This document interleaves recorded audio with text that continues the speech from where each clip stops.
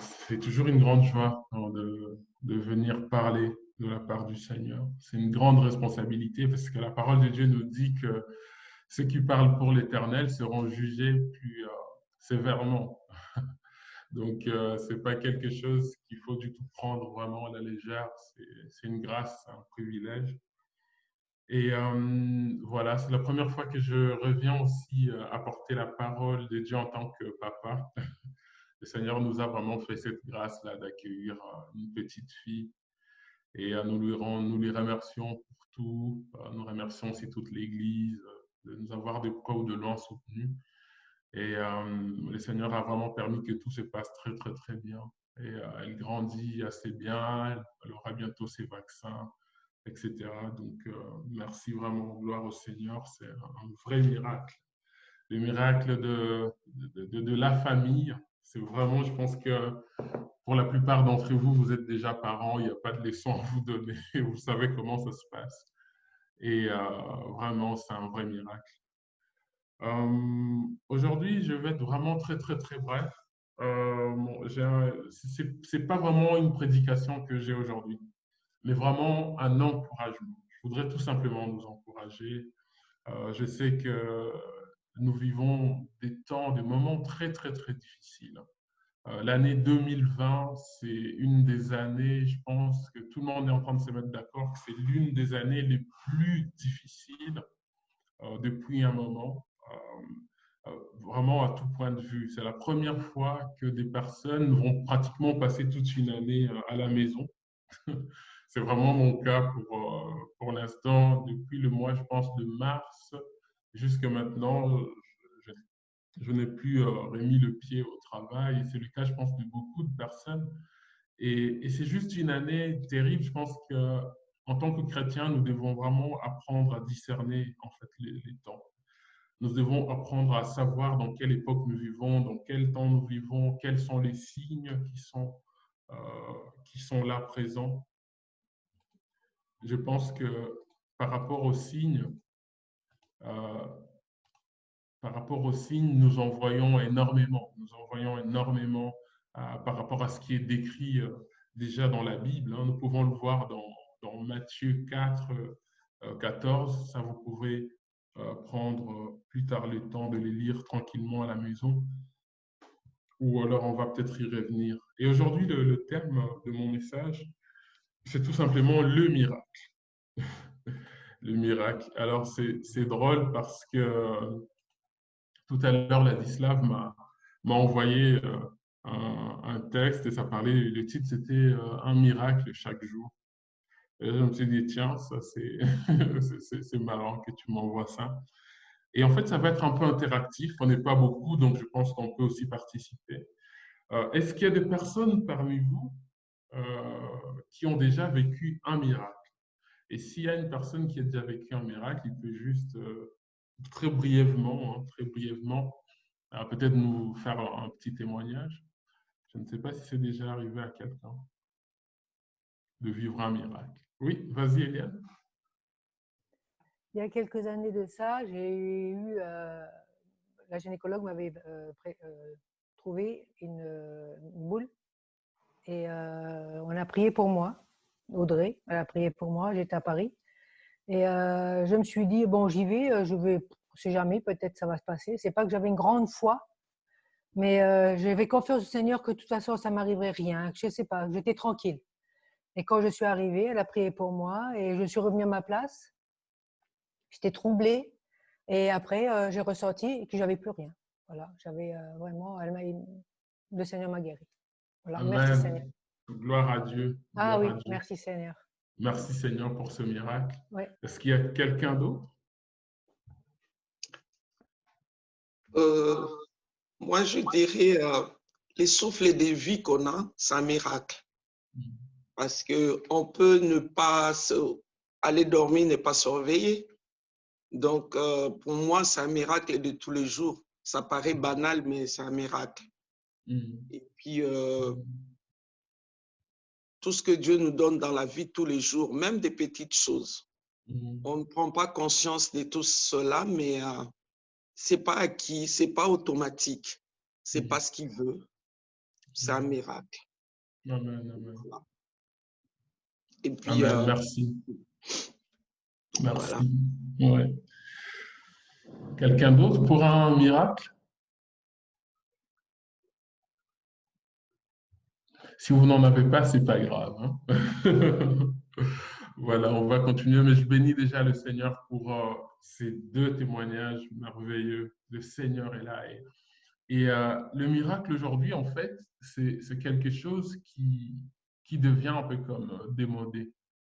Et il y a plusieurs raisons pour cela. Ah, il y a Ladislav qui a témoigné ici par le chat. Il a dit, chez moi, il y en avait énormément. Un jour, je vais témoigner pour cela. OK, merci Ladislav. Ça serait un grand plaisir, en tout cas, d'entendre ton témoignage.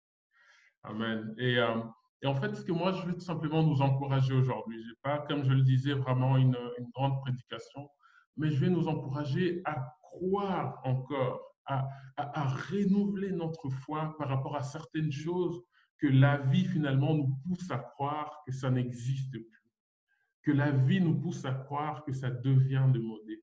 Et en fait, pour illustrer cela, il y a un grand érudit, quelqu'un qui a vraiment étudié la Bible et qui a une bonne connaissance de la Bible, qui s'appelle Rudolf Bultmann,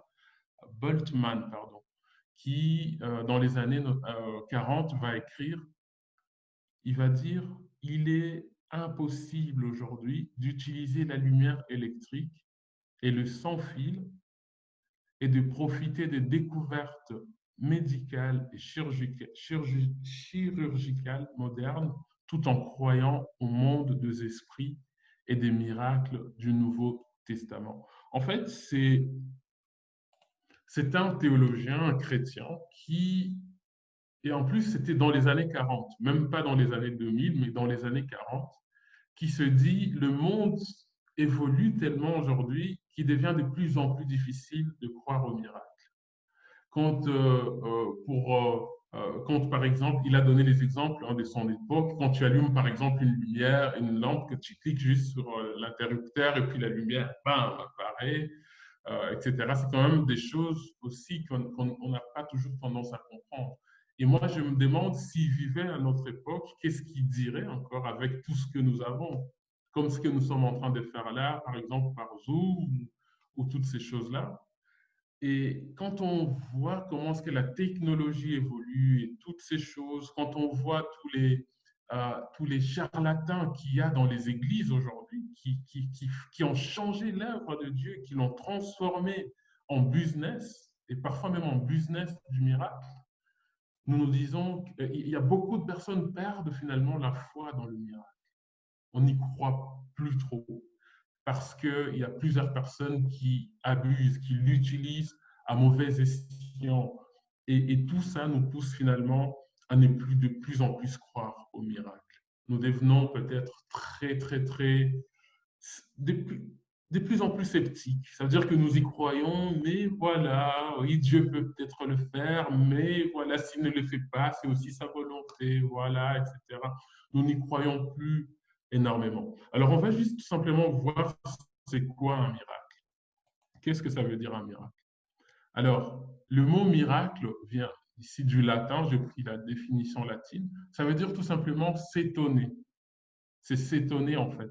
C'est un événement qui provoque une stupéfaction parce qu'il échappe en fait au cours normal des choses. C'est quelque chose qui nous échappe, on ne comprend pas trop comment est-ce que c'est possible. Mais ça arrive, c'est arrivé. Donc un miracle désigne en fait un fait extraordinaire qui est dépourvu d'explications scientifiques et qui est donc perçu comme surnaturel et qui est attribué en général à une puissance divine. Donc on reconnaît que derrière, il y a Dieu qui se cache. Mais en fait, il y a plusieurs sortes de miracles. Il y a plusieurs sortes de miracles en fait. Hein. Et je pense que nous avons pu remarquer que le miracle qu'a décrit Eliane tout à l'heure est totalement différent du miracle qu'a pu décrire Jeanne. Et donc, du coup, c'est vraiment, il y a plusieurs sortes de miracles. Il y a également plusieurs inspirations au mot miracle. Donc, il y a le miracle qui est inspiré par Dieu. Ce miracle qui est inspiré par Dieu, c'est celui-là dont je veux parler aujourd'hui, dont je parle aujourd'hui. C'est celui-là que le Seigneur nous encourage aujourd'hui à chercher, à rechercher. Ensuite, il y a le miracle qui est inspiré peut-être par les hommes, pour certains. On a parlé tout à l'heure de l'avancée médicinale. Aujourd'hui, dans la médecine, on sait opérer des gens avec des machines, hein, qu'on a placées peut-être dans votre ventre, dans votre cerveau. Et le médecin, lui, il est occupé à l'ordinateur, en train de chipoter, etc. Et la machine est en train de faire tout le travail derrière. Et pour plusieurs personnes, cela est vraiment un miracle parce que tout simplement, ça échappe à notre réalité, ça nous échappe. Et ensuite, il y a le miracle inspiré par le diable. Et le diable, il sait en faire aussi énormément de miracles. Et c'est d'ailleurs pour cela que Dieu n'est pas tant impressionné aux miracles, par exemple, de guérison physique, aux miracles de... Il n'est pas tant impressionné par cela parce que le diable est aussi capable de le faire. Le miracle inspiré par le diable, ça va être souvent la magie et toutes ces choses qui nous échappent. Amen. Mais aujourd'hui, ma prière, c'est vraiment que nous puissions être ce genre de chrétiens qui aspirons au miracle saint, qui est celui, le miracle de Dieu. Amen. C'est bien de connaître la parole de Dieu. C'est bien de passer du temps dans la lecture de la Bible, de faire ce que les théologiens appellent l'exégèse ou l'herméneutique, toutes ces sciences pour essayer un petit peu de comprendre la Bible. Mais c'est encore plus important de pouvoir vivre les choses que nous essayons de comprendre dans la Bible. Amen. Il est très, très, très, très important de pouvoir vivre ces choses, que cela ne reste pas uniquement du domaine littéraire. Amen. En fait, dans la Bible, nous avons plusieurs exemples de miracles. Nous pouvons par exemple voir, pour n'en citer que cela, je pense que vous connaissez la plupart des miracles, hein, que Jésus a fait. Et d'ailleurs, on a remarqué que une bonne partie de la vie de Jésus a été aussi consacrée aux miracles, aux choses surnaturelles. Ça veut dire qu'on ne peut pas être aujourd'hui un chrétien, on ne peut pas se dire chrétien aujourd'hui et nier cet aspect. Il y a par exemple cette histoire de ce jeune pasteur qui, un jour, Dieu lui met à cœur d'aller prier pour des malades dans les hôpitaux. Et ce jeune pasteur va se rendre dans un hôpital. Et il va commencer à faire le 100 pas, et puis le Saint-Esprit lui met à cœur, tiens, tu peux aller prier pour telle ou telle personne. Et c'est ainsi qu'en marchant, il voit une jeune dame allongée dans son lit, et il va vers la dame et lui demande, est-ce que je peux prier euh, pour vous? Et la dame dit, oui, bien sûr. Et le jeune pasteur lui dit, mais sur quoi est-ce que tu aimerais bien que je prie pour toi? Et la dame lui dit qu'elle aimerait bien être guérie. Elle aimerait bien que le Seigneur puisse rétablir en fait sa santé. Et le jeune pasteur commence à prier. Et il dit plus ou moins ces paroles. Il dit, Seigneur, je prie pour cette dame. Seigneur, je prie que tu agisses dans la vie, que tu puisses la guérir, que tu puisses rétablir sa santé. Et que si c'est ta volonté, Seigneur, cela vraiment se fasse. Et que, Seigneur, si tu ne rétablis pas sa santé, si ce n'est pas ta volonté, qu'elle puisse quand même savoir que tu es là avec elle. Amen. Et quand il a dit ça, cette dame a eu tout d'un coup une force extraordinaire. Et puis, quelque chose s'est passé dans son corps et elle s'est levée, elle s'est mise debout et le jeune pasteur, tout étonné, l'a regardée. Et cette dame a commencé à marcher, à faire les 100 pas. Elle a dit, oh, ça fait plusieurs mois que je ne marchais plus et maintenant je marche, je suis guéri, etc. Et le pasteur, il était en train d'observer. Et ensuite, il y a l'infirmière qui vient et l'infirmière dit, oh, madame, comment ça se fait que vous êtes debout, etc. Elle a dit, oh, je suis guéri, le Seigneur m'a guéri, etc. Et le pasteur, il était partagé entre deux sentiments.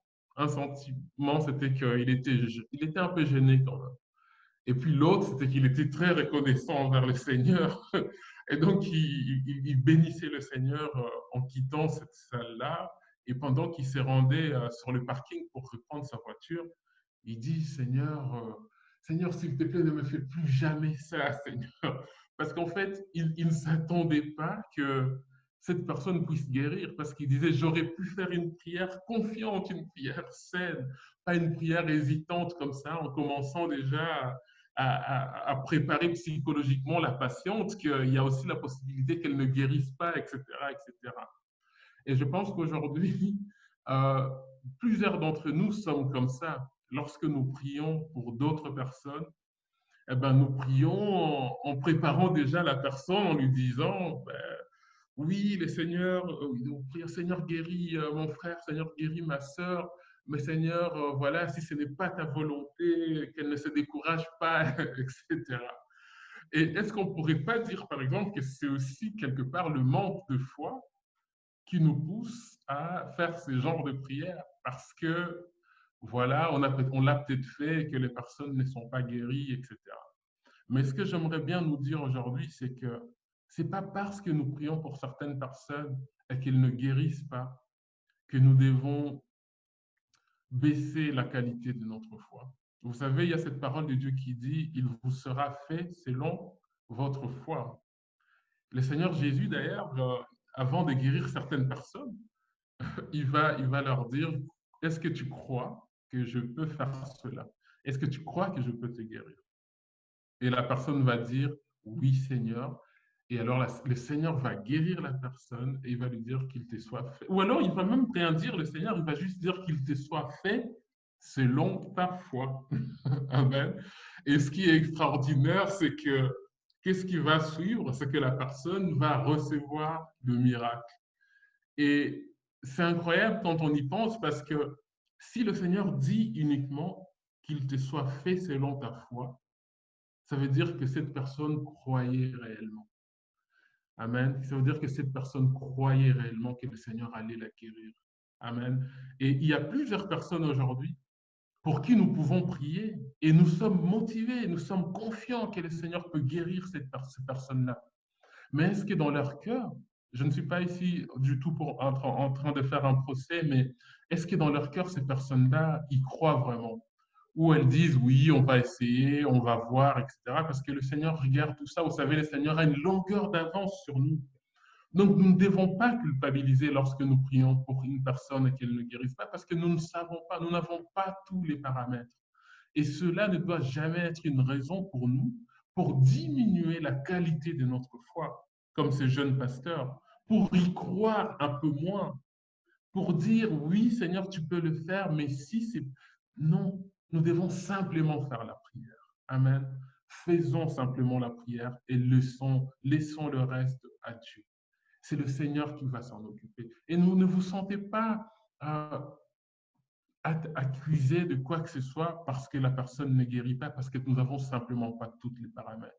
Ce que nous devons continuer à faire, c'est d'encourager la personne, de l'encourager à faire de plus en plus confiance au Seigneur. Et c'est là que le Seigneur va pouvoir délivrer le miracle. Amen. Et pour continuer, ici, avec les miracles, il y a aussi quelque chose qui m'a interpellé. Vous connaissez ce passage dans Luc 9, 28, 36. Vous pourrez peut-être aussi le regarder à la maison. Il s'agit en fait du passage de la transfiguration. Ça veut dire que le Seigneur Jésus-Christ, à un moment donné, il sera en train de prier. Et puis, il sera rejoint par deux héros de l'Ancien Testament, qui sont tout simplement Moïse et Élie. Et Pierre, il était en prière pendant ces temps-là également, et il va voir cette scène.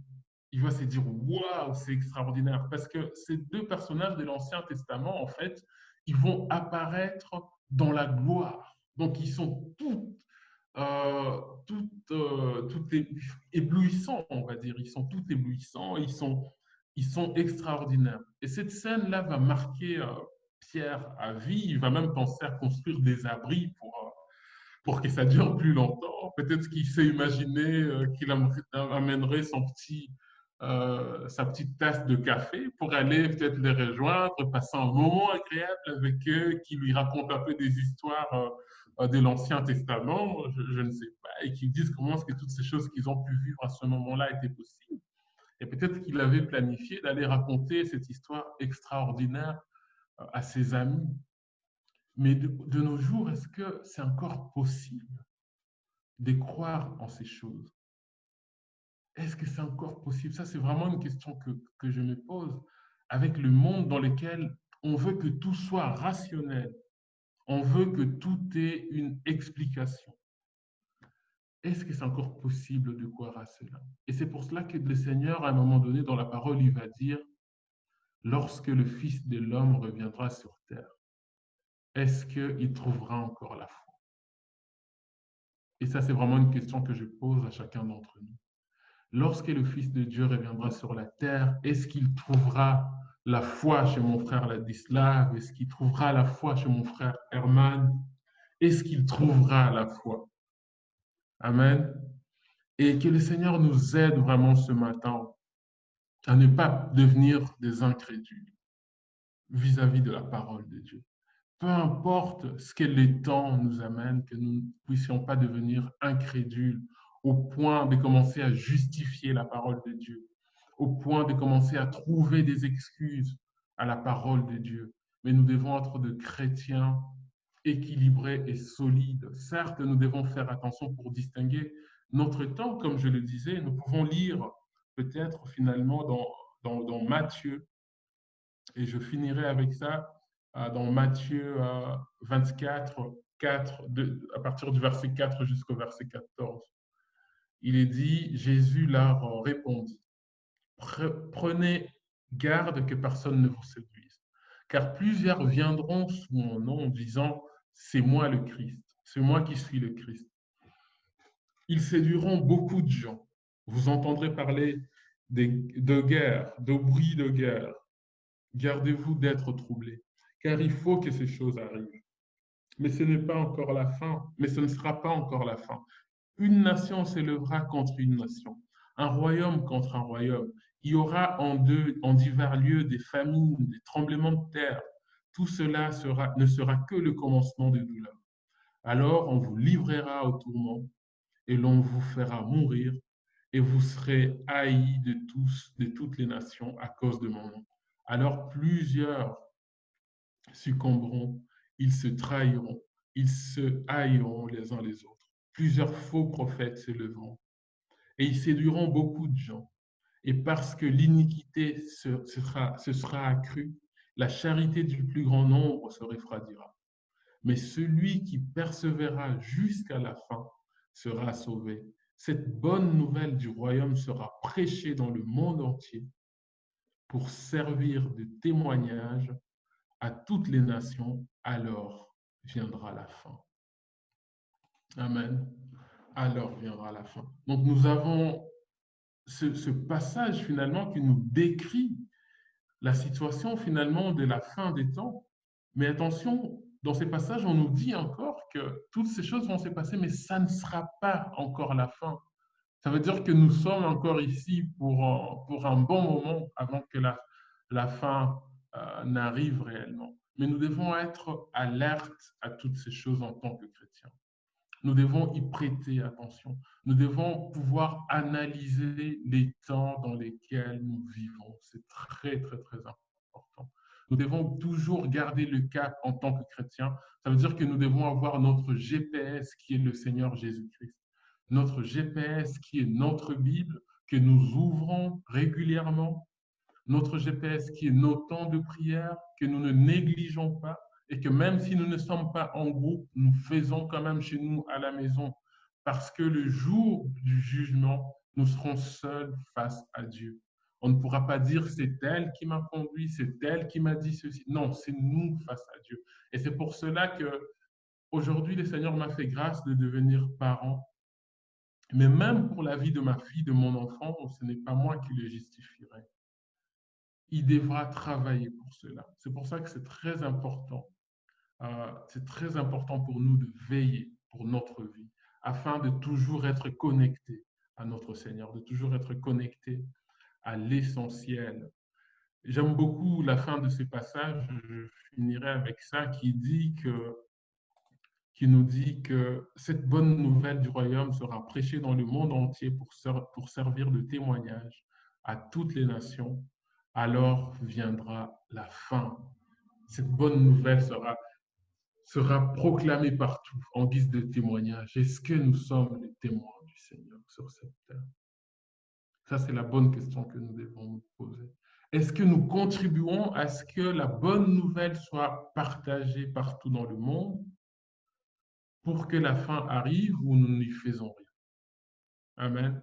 Et mon encouragement aujourd'hui, c'est vraiment croire au miracle, croire. Et le miracle, comme on l'a si bien dit en début de mon message, il peut être tant physique que spirituel. Amen. Il peut être tant physique que spirituel.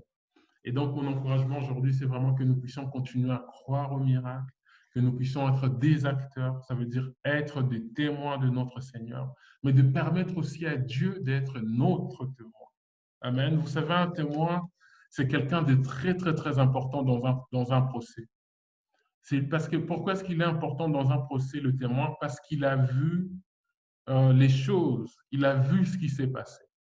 Amen. Il a vu ce qui s'est passé. Qu'est-ce qu'il vient faire? Parce qu'il a vu ce qui s'est passé, il vient donner donc son témoignage. Et ce témoignage-là est très important. Pourquoi? Parce qu'il peut faire condamner quelqu'un ou le faire acquitter. C'est pour cela que c'est très, très important, le témoignage.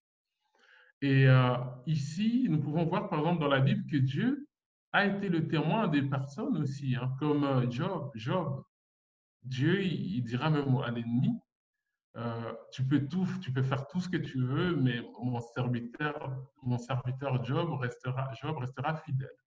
Amen. Et Dieu a été son témoin. Pourquoi? Parce que Dieu l'a vu, à l'œuvre. Dieu l'a vu à l'œuvre. Dieu a vu comment Job se comportait dans la société. Il a vu comment Job se comportait dans son travail. Il a vu comment Job se comportait dans sa famille. Il a vu comment Job se comportait avec son entourage, avec ses amis et avec toutes les personnes autour de lui. Et Dieu a été son témoin. Parce qu'il a remarqué que Job avait toujours été le témoin de Dieu. Amen. Et que le Seigneur ce matin puisse vraiment nous encourager. Comme je le disais, c'est vraiment une exhortation, ce n'est pas une prédication, mais que le Seigneur nous encourage vraiment. Mes frères et sœurs, je vous exhorte aussi à rester forts, à rester fortifiés dans le Seigneur. Ne vous fatiguez pas. Ne laissez pas de place à la fatigue. Ne laissez pas de place à la paresse spirituelle. Ne laissez pas de place à toutes ces mauvaises choses qui peuvent venir tout simplement pour nous éloigner de notre but. Notre but, c'est de persévérer, comme le dit la parole. Seulement ceux qui persévéreront jusqu'au bout pourront voir l'œuvre du Seigneur dans leur vie. Et moi, ma prière ce matin, c'est que nous puissions, que Dieu soit notre témoin et que nous soyons aussi ses témoins. Que nous puissions être ces personnes dont leur foi reste solide, dont la foi n'est pas découragée, dont la foi ne commence pas à chercher à donner des excuses à Dieu, mais que nous sommes là vraiment pour continuer à avoir cette foi radicale qui nous pousse à croire avec toute notre force, toute notre pensée encore dans le Seigneur. Amen. Que le Seigneur nous fortifie vraiment ce matin. Et je vais juste faire une courte prière. Que le Seigneur nous aide, alors que plusieurs d'entre nous sont absents aujourd'hui, beaucoup sont en vacances. Que le Seigneur vraiment puisse nous aider, que notre foi demeure fortifiée. Alléluia, Seigneur, je te remercie encore, Père éternel, pour ce court moment que tu nous as permis, Seigneur, de passer ensemble, Seigneur. Je prie, Père éternel, que cette exhortation, Père éternel, avec ses faiblesses, avec ses forces, Père éternel, puisse entrer dans chaque cœur qui écoute ce matin, Père éternel. Que la simplicité de mots que j'ai pu avoir à dire ce matin, Père éternel, puisse vraiment entrer dans chaque cœur ce matin et que nous puissions, Père éternel, nous rendre compte, Père éternel, que tu es là et que, Seigneur, nous n'avons pas besoin de te justifier car tu t'es suffi à toi-même. Et comme le priait notre sœur Brigitte ce matin, Père éternel, avant toi, il n'y avait personne, après toi, il n'y aura personne. Nous n'avons pas besoin, Seigneur, de faire un doctorat, Père éternel, pour comprendre ces choses. Mais Père éternel, nous voulons tout simplement, Seigneur, t'accepter tous les jours, Père éternel. Nous voulons marcher avec toi. Nous voulons que ta parole puisse avoir de l'effet dans nos vies au nom puissant de Jésus-Christ.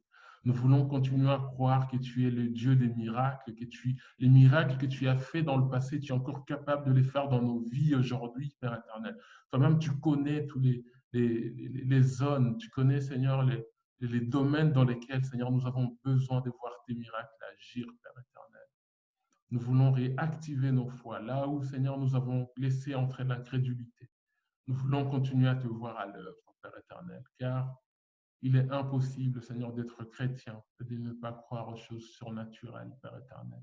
Et nous croyons, Père éternel, qu'au-delà des choses surnaturelles, tu fais des miracles dans nos vies tous les jours, avec le souffle de vie que tu nous donnes, avec, mon Dieu, mon roi, la maison, l'habitation, l'abri, Seigneur, que tu nous donnes, avec, Père éternel, la famille que tu nous donnes, des amis que tu nous donnes, la communauté que tu nous donnes, Père éternel. Nous voulons tout simplement te dire merci pour tous ces miracles que tu fais jour après jour dans nos vies. Merci encore, Seigneur, parce que tu es à l'œuvre et tu demeures, Seigneur. Tu bénis toute l'Église, la source. Comme je l'ai dit, ceux qui ne sont pas là, tu veilles sur eux, Père éternel. Ceux qui sont là, Père éternel, tu continues à te manifester dans leur vie. En ton nom saint si merveilleux, Seigneur Jésus, nous avons ainsi prié. Amen, amen, amen.